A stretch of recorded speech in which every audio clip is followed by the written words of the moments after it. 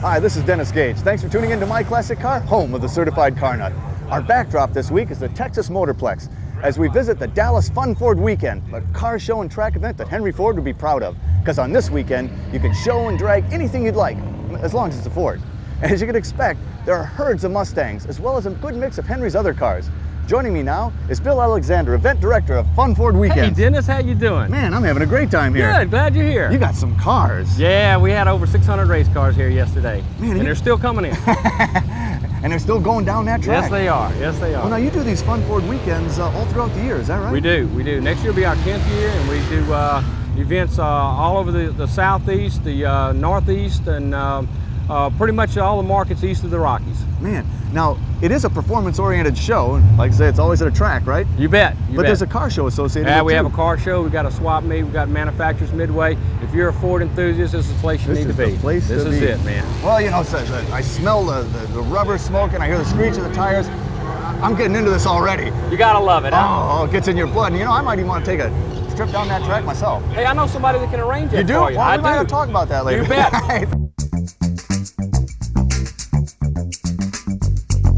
The weather was fabulous and the cars were fantastic, which made for a Fordrific weekend at the 9th annual Fun Ford Weekend held at the Texas Motorplex near Dallas, Texas. These Fun Ford weekends are held all year long and in many states east of the Rockies. There were Ford fans that came from everywhere to enjoy the sights, sounds, and power of these flamboyant Fords. It was great to see so many young hobbyists excited about classic and muscle cars. Plus, it was refreshing to see so many women involved in every aspect of the hobby, even behind the wheel of the drag racers. Christine, I love this. 94 GT Mustang convertible. This was the first year for this new body style. Yes, it was. It was the 30th anniversary, actually. Wow. And this is your daily driver, though? Yep, I drive it to work and to the grocery store and to the dog groomer and well, you everything obviously else. show it, too, because you've won some awards with it. I started showing it up here at Ennis. Last October was my first show, and since then I've done quite a few shows all around. It's been a lot of fun. I enjoy it. Well, how'd you get into this? Well, we have a lot of friends that are diehard into Mustangs and Fords, and I got talked into one, and we started hopping it up just a little bit and cleaning it, and I enjoy it a lot. It's just beautiful, and you know, thank you. Pretty stock. You got a few mods on it, but this was an aftermarket, right? Right. I got that for Christmas last year, and instead of no clothes, no jewelry, I got my light bar. Oh, so I like car parts for gifts. You're the woman of my dreams, I must say. Thank you. But you take it everywhere, right?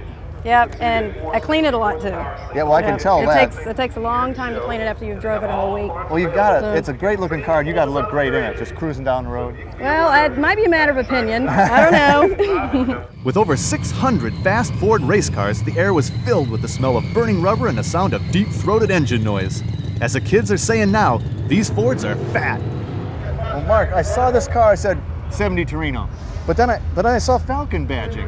I mean, this is a 70.5 Falcon. Yes, sir, it is. This has got to be one rare bird. Well, that's what they tell me. I got a little sign that says rare bird. You named it. It's a rare bird. Yes, sir. Well, it really is pretty much a Torino body, but with this post, it became a Falcon. Is that right? Yes, sir. They put the post in there so they could lighten the car up.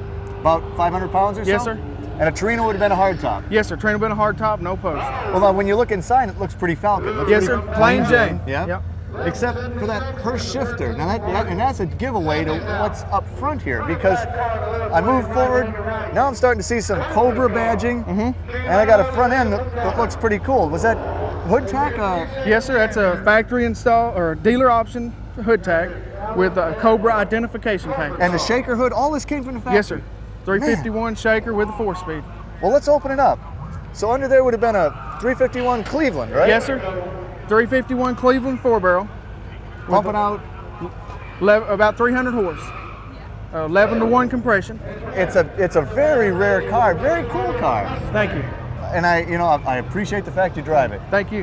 Yeah, that's sweet. I caught up with Austin Craig, a partner with J. Walter Thompson, Ford's advertising agency for over 50 years, and had a chance to pick his brain about the new Mustangs and their 4.6-liter engines. So Austin, Ford actually backs this of sorts, this Fun Ford Weekend, is that right? That is correct. They sponsor the modular motor class. They also are a sponsor in the car show. And this is their first year of involvement. It's been very successful. With the idea behind is to draw attention to the new Mustang and also the 4.6 engine in the Mustang GT. Well, it's a great place for you then here at a Fun Ford Weekend. Oh, enjoy it and enjoy the people, and we can work the event, and Bill and Cheryl Alexander do a great job. And next year will be their 10th year. They've been doing this for a long time. They understand the racer. Well, that's cool. I mean, we're glad to have Ford here. We're glad to be here, and I'm going to see some of these run down the track. Oh, great. Thanks a lot, Austin. Thank you. The Fun Ford weekend was truly Ford heaven for the Big Blue fans. Ford fever was so thick you could cut it with a knife. Fords of all models, new and old, original and modified, were showcasing their colors. However, the main theme for the weekend was just plain, raw power.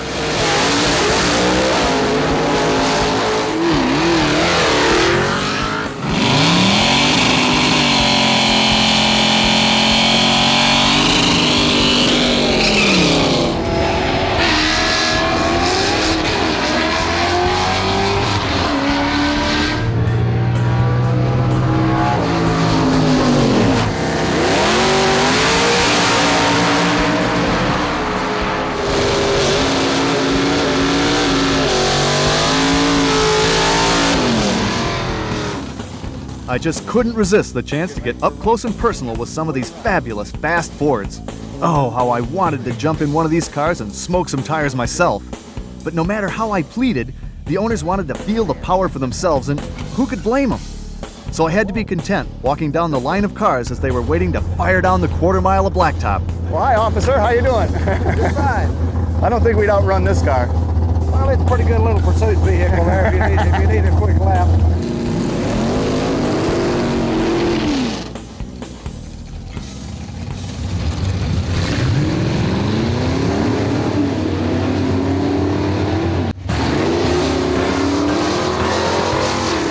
Welcome back to Hemming's My Classic Car.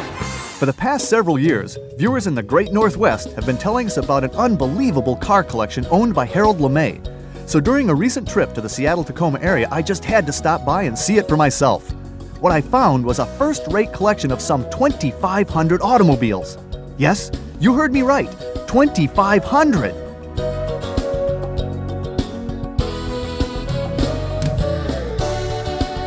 I had arranged to meet with Harold LeMay's grandson, Eric, who is spearheading an effort to turn his grandfather's collection into a national museum.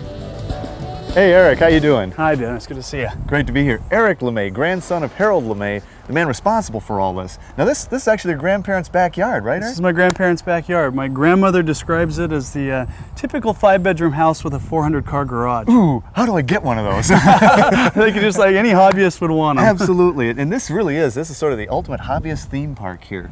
Yeah, I think so. I think that what they've amassed over this 40 years is truly a reflection of American culture, and the cars are the centerpiece of that. But there are some other side collections in there. Your grandmother's a doll collector, and Yeah. I always say to call it just a car collection is a gross simplification of what's here. it's just amazing. And these buildings have pretty much popped up over the years, eh? The collection is basically in 58 rooms and buildings around the South Puget Sound region of Washington. But a good concentration of it's right here in the backyard. There's a good concentration of about 400 cars altogether that are here at the house. Well, now we're inside one of the mini buildings here at the home place, Eric, and from my surroundings, I'd say we're in largely Caddy and Lincoln territory. Pretty much. This would be the Lincoln Cadillac building. There's some Auburn Core Duesenberg in one of the other rooms sprinkled here. in for good Just measure. to kind of sprinkle it in. But well, now this is it's an interesting grouping, and you've got Caddies and Lincolns. There's a couple other things thrown in, but it's really grown over a period of what, about 40 years? About 40 years. I mean, he began. One thing people ask, is why would somebody accumulate this many cars? He's a car hobbyist. He is a hobbyist the same as anybody else. But he's played it out on a very big scale. That's exactly right. He had the means and the passion and the room to do it all. To really do it all. Well, you say the room, but it's a lot of. It appears to have been kind of built and added and. Everything's been kind of added and grown as the collection's grown. It's very organic in that way. It wasn't. I don't think he ever sat down and said, "I'm going to create the world's biggest car collection, and here's where we're going to build the buildings to do it." I think it's been very much. It's just grown as he's changed and his tastes. And so as cars came in, shelters had to be. That's constructed. exactly right. Here we have one of my personal favorites, a '39 Lincoln Zephyr. I absolutely love the lines, the swept lines of that car. Beautiful car. V12. Yep. Eric, there's everything here. Old adding machines, typewriters, key fobs, literature. Glassware. Glassware, artwork, banks. Rolls-Royce pops up. You never know when a Rolls-Royce is going to pop up in one of these rooms. Well, and some of these are fabulously restored cars like this, but this is an original 1926 unrestored Pierce Arrow. Yes, it is. And there's many, many cars in the collection that are very fine originals. He actually only restores 1 or 2 cars a year himself. So even the paint on this, even the pinstriping is original. Oh, very much, yeah. My goodness. And models and old firearms and uniforms and gas pumps and toys and tools. There's many types of tools. I mean, many of the manufacturers had their own tools, specific tools for their cars, so he's collected much of that. Oh, now this is cool.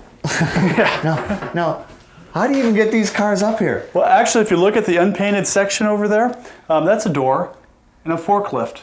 Takes them up. I have this vision of a Duesenberg teetering on a forklift. You can erase that vision because the Duesenberg always has 4 wheels on the ground, no matter what. That's I guarantee wise. it. Oh, now this would be the brass room then. This is the brass room. It actually really starts a little before the brass era with the 1903 curved dash olds, but then moves right through some really nice examples of the early brass. Eric continued the tour, and behind every door was another room stuffed with cars. And more cars, and more cars. Some 50 buildings at numerous locations in all, and the quality of cars from every era and representing almost every make and model. It was unbelievable. And Harold, who is 80, still goes out and purchases cars to add to his collection and hauls them back on his flatbed truck by himself. For instance, he's currently looking for autos from the 80s like the Ford Taurus. But Harold also collects all sorts of things, as was evident when he showed up after returning from buying an old expandable military building. Oh, hi, Dennis. How are you? Harold, I got to tell you, you are my hero. You've done what I think every car enthusiast would love to do, and that's just follow your dream and bring together all these different cars. Oh, thank you. So you've been collecting, Harold, for 40 years. Yes. I started when I was 9. Okay. and you've just, is it out of the love of the car? Yeah, I like cars. I really do. It bothers me when people paw them or scratch them. I had a wrecking yard, still have a license, but I could never stand to smash them up. Oh no, they're too beautiful. And I also got to ask. I mean, I'm up to a few cars now myself, but you know, it pales by comparison to your collection. But I don't think I could get away with too many more. And my wife knowing about them anyway. How did you get away with pulling all these together? And don't tell her. She hasn't noticed. Now, you open this collection up to the public one day a year. To the general public one day a year. We have a lot of different things, schools, clubs. And there's even plans, certainly for the LeMay Collection Museum, to bring this together and be, you know, truly a national automobile museum. Yes. Well, I got to tell you guys, this has been the most amazing day for me. I can hardly even describe it. Now, Eric, your grandfather was talking about plans for an actual museum. What are the plans going forward? Well, basically what we're saying is that this collection, we're hoping to form the basis of really the true national car museum. Kind of the Air and Space Museum equivalent for cars. With the collection the way it is now, we feel that we can interpret such a broad range of protecting the car heritage and really teaching kids and adults about the automobile's role in culture down the road. Wow. Well, Eric? Thanks, Dennis. Harold, thanks for the most amazing day I've had in this role yet. Thank you. Thanks a lot.